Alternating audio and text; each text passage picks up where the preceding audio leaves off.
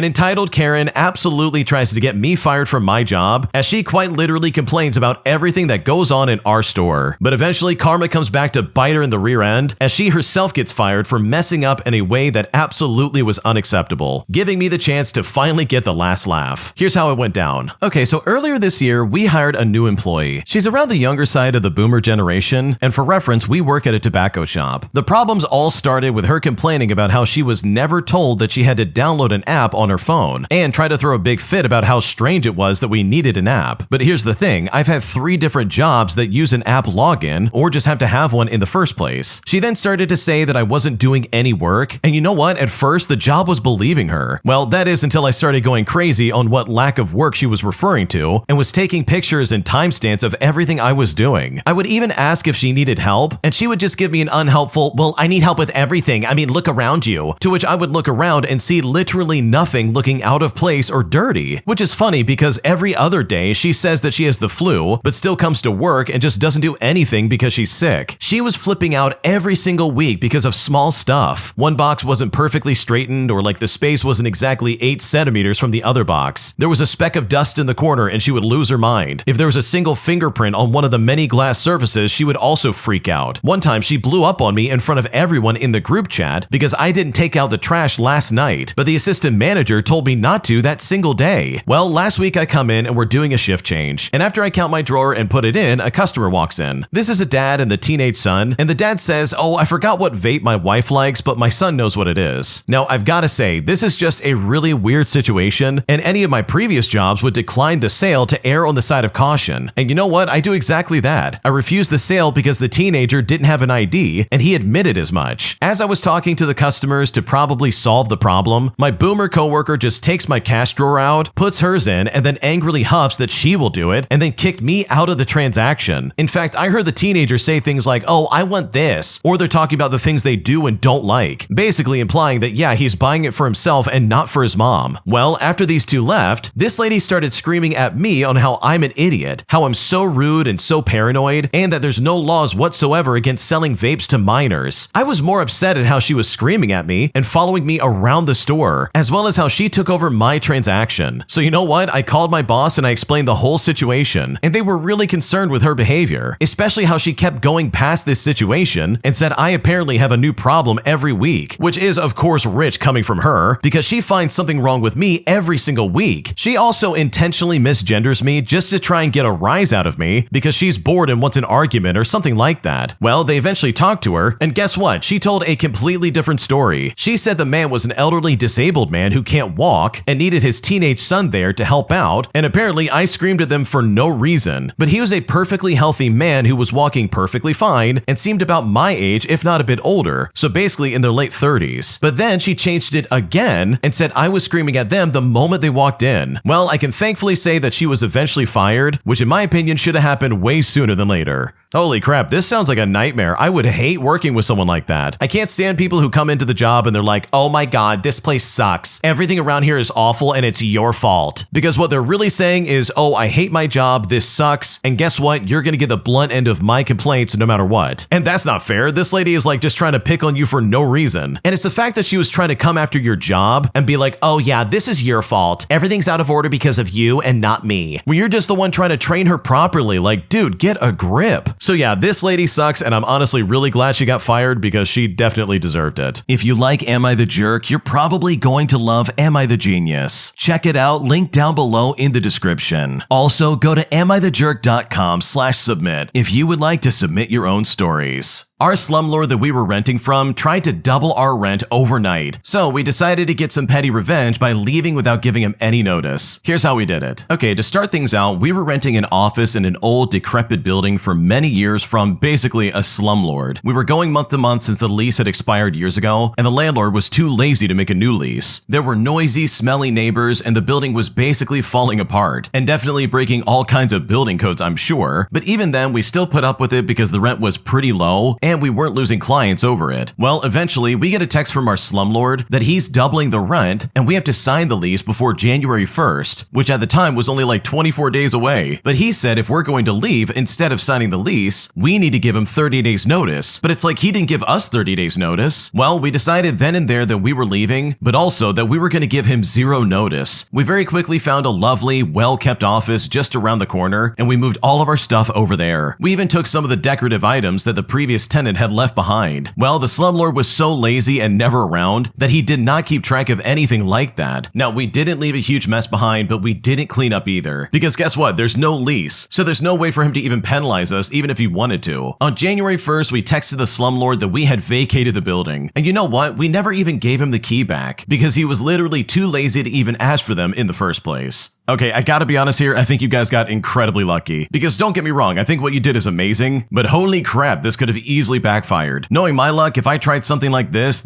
guy would probably like hunt me down and be like, oh yeah, you're in trouble now. You didn't give me 30 days notice, so guess what? I'm now gonna take you to court over this. And sure, I don't know like the specifics of the lease you signed, but like I would not be surprised if someone like this tried that on you. So yeah, I love this petty revenge, but also I feel like you got super lucky. And hopefully nothing like this ever happens again because this could be a living nightmare. My entitled cousin literally made me kick him out of my house after he stayed at my apartment for less than a week and had already gone through all of my groceries, had stolen my clothing, and has not agreed to do any of the things that he agreed to do when he first moved in, putting me in a situation that I honestly never asked to be in. Here's what happened. Okay, to start things out, I let my cousin stay in my apartment for a week because he said he was having problems with his mom and got kicked out. Since I live close by and I stay alone, I just went ahead and I said yes. I work in corporate, so I'm out most of the day anyways. He then told me that in exchange for letting him stay, he would do the chores like cleaning and laundry, which sounded completely fair to me. But by the 3rd day, I noticed that my groceries were almost gone. I'd just gone shopping before he came in, so I was confused about how everything disappeared that fast. Then on the 4th day, I came home and I saw him wearing one of my shirts. And this is not just any shirt, but the one that my girlfriend bought me. I wore it the day before and I left it in the laundry basket, and now he's wearing it for some reason. Well, when I confronted him about this, he said that he didn't bring enough clothes with him and that he didn't even have a decent shirt to wear since he was going out to meet his friends. Because he had already done the laundry, he figured it was fine to just take one out of mine and wear it. No asking, no permission, just his excuse that he needed it. And you know what? That was the last straw for me. I called my aunt and I told her to take him back because he was treating my apartment and my stuff like it was all his. I tried to help him out, but he acted like being my guest gave him free food, free laundry, and even free clothing, which is something I'm absolutely not going to put up with. Yeah, I don't blame you for doing that. Like if I was in your shoes, I would probably do the same thing because this guy was definitely taking advantage of you. It also sounds like this is probably the reason they got kicked out. Like seriously, they're not doing what they said they were going to do. They're taking all the groceries and now they're stealing your clothing. Like, dude, what's going on here? That's not okay. So yeah, I think you made the right choice because this sounds incredibly obnoxious. Am I the jerk for wanting my girlfriend to pay back money that I loaned her since I gave her $10,000 to buy a car that she wanted with the express expectation that she would pay me back? Because right now she's trying to act like she's blindsided by this information, and at this point I just don't know what to do. Here's what's going on. Okay, for a bit of context, we have a good relationship, but recently we have been facing 1 or 2 issues. We've also kind of realized our financial values are slightly different, where she's a lot more generous with her money, whether it's giving out gifts or how money is shared around her family a lot more than mine.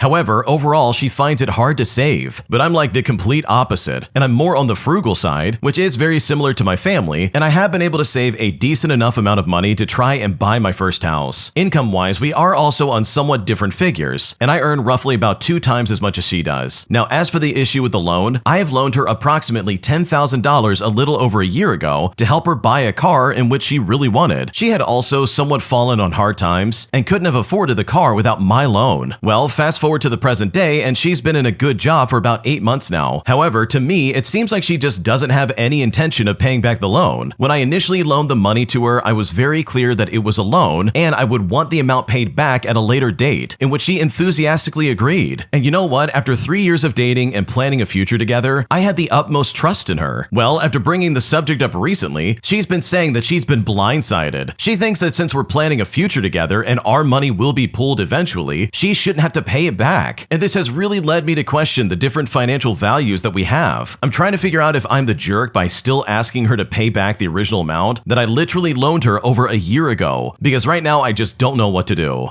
Okay, in my opinion, first and foremost, you probably should have gotten this in writing in some way, because this is so uncalled for. Like, $10,000 is not a small amount. If you're gonna give that kind of money out, then holy crap, get it in writing that someone's gonna pay it back. Because otherwise, you're gonna be stuck with situations like this, where she's trying to pretend like she's blindsided and didn't know that, yeah, this is something she needs to give you back in the future. You know, the whole point of a loan. Like, what's going on right now? It's also alarming that she's trying to dilute this down to a thing where it's like, okay, well, we're gonna be married soon and have a life together, and our money's gonna be put together in a pool, so what's the point of paying you back? But it's like, dude, what are we talking about? This is so weird. This relationship could fall apart tomorrow. At the end of the day, this is still the money of the original poster that you have to pay back. So no, you're not the jerk here. I think you're asking something that is completely reasonable, and the fact that she's not willing to pay it back, in my opinion, is a big red flag. An entitled customer decided to get nasty with me over the phone after I was genuinely just trying to help them out. But since I had another job lined up and this was my last day on the job, I decided to do something that I've never done before in my entire career, where I decided to hang up on them and drop the line, putting them back in line with other customers waiting on the phone, where this jerk would be waiting on the phone for over 4 hours just to get to talk to another agent. And if I'm being completely honest, this was incredibly satisfying to do. Here's what happened. Okay, for a bit of context, my first job was at a large international operations call center. I did not love this job, but I genuinely tried my best to be helpful and do it well. And this was a technical support account. It's also important to note that we were severely understaffed, and it was always back to back dealing with some kind of angry person. But to be fair, the service and policies were kind of crappy. This company acquired other small companies in the same line of business, so the transition was not that smooth either. On a normal day, the waiting time to speak with a representative was maybe about 3 hours. So again, I understand why people were upset, but it was not our fault, namely the agents who were just taking the calls. Anyways, I was not passionate about this position, but I couldn't afford to quit. So I started applying to other positions, hoping that I'd find a way out. Fast forward and I land a position with similar responsibilities, where the actual load was much more manageable, plus there's much better compensation and the opportunity for growth overall. The email offer comes in the middle of my shift, and I accept it immediately. Now, I need to start this new job as soon as possible, so I quit on the spot, but I still commit to at least finish out the day. As mentioned before, I was used to talking with angry people, but I didn't take it personally, so I just did my best to help and de-escalate the situation. So this call comes in, and it's the classic one of them saying, "I changed my Wi-Fi password and all my devices disconnected. I want a technician to come and fix it right now." And it's like, okay, but before we send someone out, we were required to offer to help guide the customer on how to do it themselves. If they still insisted, we could dispatch someone if they really needed it, but we still needed to inform the customer that it would cost them some money. So I tell him just that, and he agrees to try and connect things himself with my help. Now, at this point, I had already worked there for almost 2 years, so I really did know my way around things. And with that, I could really tell that this dude was just actually not trying, and he was just being really difficult. But I think to myself, okay, maybe he had a hard day or something like that. Maybe he's frustrated he had to wait so long and the service is crap. Whatever, it's my last day, so I'll do my best. It's also important to say that I've never hung up on a customer before on purpose, solely because I believe in treating others the way you would like to be treated. Well, this individual starts being rude to me, and normally we'd be required to give people 3 warnings and be allowed to hang up if there's no attitude change. But at this point, I was fed up. I looked at the queue of people in line, and it said that the waiting time was like 4 hours. So, surprise, surprise, and you can probably tell where this goes based on the title alone, I decided right then and there I'm hanging up. I mean, I had already quit. What else can I possibly lose? And I've got to say, it was oddly satisfying to me because I literally told him, "I'm sorry, I don't get paid enough for this." And then I dropped the line. And you know what? I think about that sometimes and I laugh, because that was pretty much the first and last time I ever got to do something like that.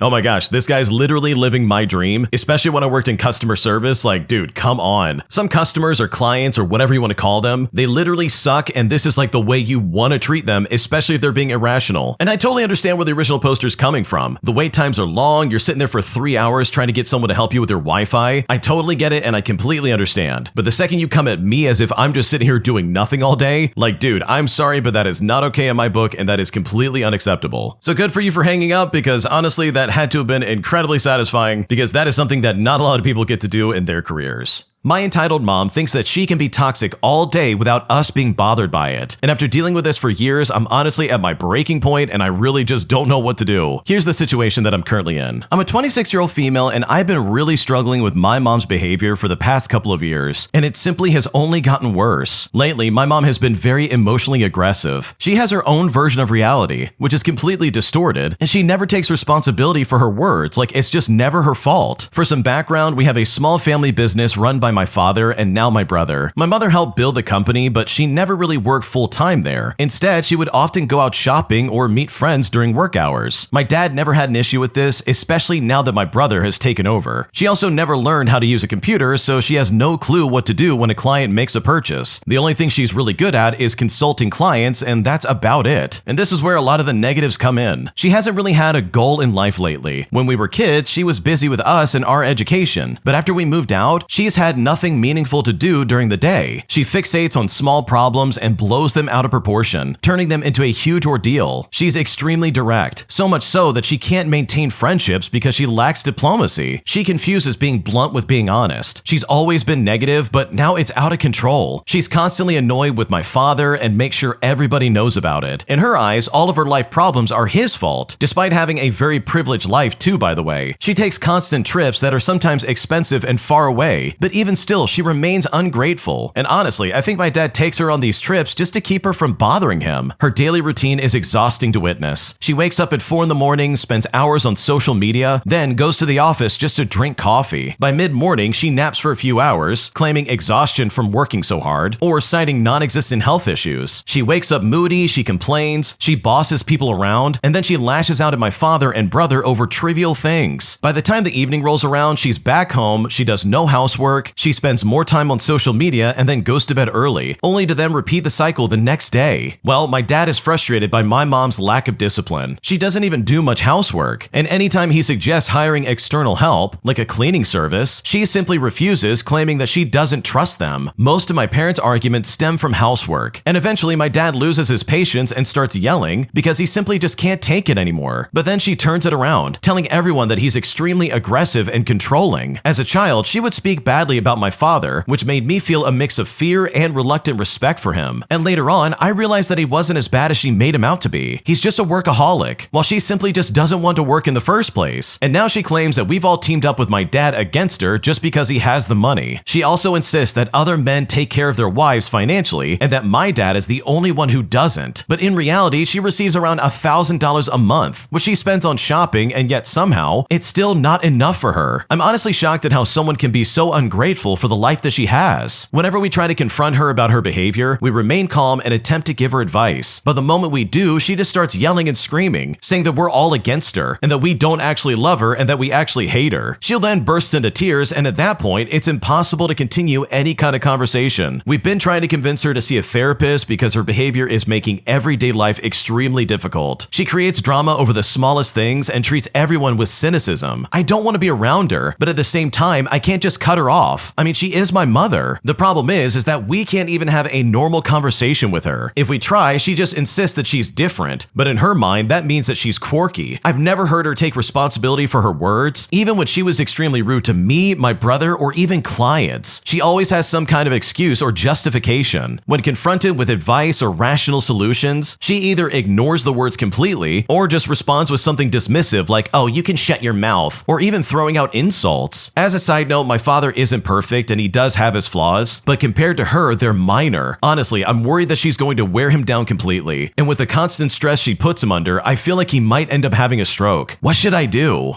Oh man, this really sucks because this runs deep, man. Your mom's clearly involved in like the family business or whatever's going on there. So it's not as simple as just like getting away from her and being like, okay, I'm gonna limit contact with this woman. Because obviously that's just not possible. Like you're gonna be rubbing shoulders with her pretty much no matter what you do. Especially if you wanna still work with them and like live by them, which in my opinion, it might not be a bad idea to like look at moving away or at least having your own space away from your mom. Because she just doesn't sound like a very happy person and she's clearly taking it out on everybody in the family. And that is completely unfair for you and pretty much everybody else. My ex treated my credit card like it was her own personal piggy bank, and she not only maxed it out, but she also tanked my credit score entirely, putting me in a situation that I'm still dealing with even to this day. Here's what happened. Okay, so this is from a while back, but I'm still paying for it, both literally and mentally. When I was dating my ex, things started out pretty normal. We were both broke college kids, splitting cheap takeout and stressing about rent. Then one day her car ran out of gas, and she begged me to let her just use my credit card for a quick $20 fill up. Now I figured no big deal, it was just gas. So I went ahead and I trusted her. But trust me when I say this, that was the biggest mistake of my life. After that one time, it became constant. Suddenly, she forgot her wallet every time we went out. If we grabbed dinner with friends, the check always somehow ended up on my card. At first I thought, okay, I'll just get paid back later. But when I brought it up, she would laugh and say, well, what's the point of being in a relationship if we can't share? And it's like, excuse me? Eventually, it escalated fast. She started ordering clothing online, random Amazon packages, even a weekend trip with her friends, all on my credit card. I didn't even know until I checked my account and nearly had a heart attack. And when I confronted her, she got defensive and called me cheap for caring about money. By the time we broke up, my card was maxed out. I had late fees and my credit score had completely tanked. She then moved on with her life while I was stuck with the debt. I had to work overtime shifts just to catch up, and it honestly took me months to get things under control again. But this is a mistake I definitely will not be making twice. Holy crap, that is so awful. Seriously, you have a credit card, you got a girlfriend, and you thought you could trust her with it. And here she goes and acts like, oh, come on, we're sharing, we're in a relationship. Meanwhile, she's spending your credit card like crazy and maxing it out. Like, what a piece of garbage, dude. So in my opinion, let that be a lesson to anybody listening, dude. Like, just keep your credit card to yourself, and if anything, hand them cash. Because in my opinion, having your credit score tanked, all because of a soon-to-be ex-girlfriend, is simply not worth it, and it's only gonna cause you a massive headache. An entitled Karen demands that me and my husband sell our house that we've worked so hard on, specifically to her and her husband, all because they liked it and they were angry that we got the house before they could. Things got so bad that I ended up having to threaten to call the police just to get this entitled Karen off my property. Here's what happened. A couple of years ago, my husband and I bought a house from the city council. We had seen it and we loved everything about it, as well as the neighborhood. Inspections showed that a part of the central heating boiler, everything was in good order, but we still needed to replace that boiler. We also renovated the bathroom and the stairs, and we placed a new kitchen in the house. Between then and now, we have invested money into our home. Amongst other things, we placed solar panels, renovated the front and back garden, and renovated our downstairs toilet. For reference, we have lived here for around 6 years now, and we have no intention of ever moving. Apart from the fact that we pumped a lot of money into the house, we honestly just love the neighborhood, as well as our neighbors, and it's especially nice because we have close family and friends in the area. The way the council sold houses went as follows. The house was up for 6 weeks, and if you were interested, you could schedule a visit with a real estate agent, place a bid if you wanted it, and then after 6 weeks, the city council would look at all the bids and see who offered the most. 2 weeks ago, I was home when a lady rang the doorbell. She introduced herself and told me that when the house came up for sale all those years ago, she and her husband were interested. They could see the potential, but their bid was rejected. She was very excited and interested about how it looked now, especially from what she could see, and how beautiful the garden looked, and how wonderful our solar panels were aligning with the house, and so on. So I thanked her for her compliments and waited for the reason why she rang the doorbell. She then told me that since they now had the money saved up, they wanted to know if we were interested in selling them the house. And after she said that, I was kind of blown away, and I told her, no, we are not interested in doing that. This entitled Karen then starts whining and gave me an offer anyways, but I told her the same thing. We are not interested in selling our home. I mean, we love this house and the area. There's no way we're gonna move. But the Karen wasn't having it because more whining ensued and she made a new offer. I kindly then drew the line and said that she can offer all she wants, but we love living here and we want to enjoy our home with the family that we've built in it. Then I told her that I had things to do and I wished her a good day and I just closed the door. At this point, I thought this would be the end of it, but this entitled Karen proved to be something else as she crossed the line completely and started to act incredibly obnoxious, and I honestly can't believe it to this day. I had barely turned around when she started ringing the doorbell continuously, so I opened the door and I asked her what she needed to say. She told me this almost verbatim. You need to sell us this house. You have lived here for some years now. My husband and children deserve a nice house like this. I gave you 2 offers that are very reasonable. It's our turn now, so sell us your house.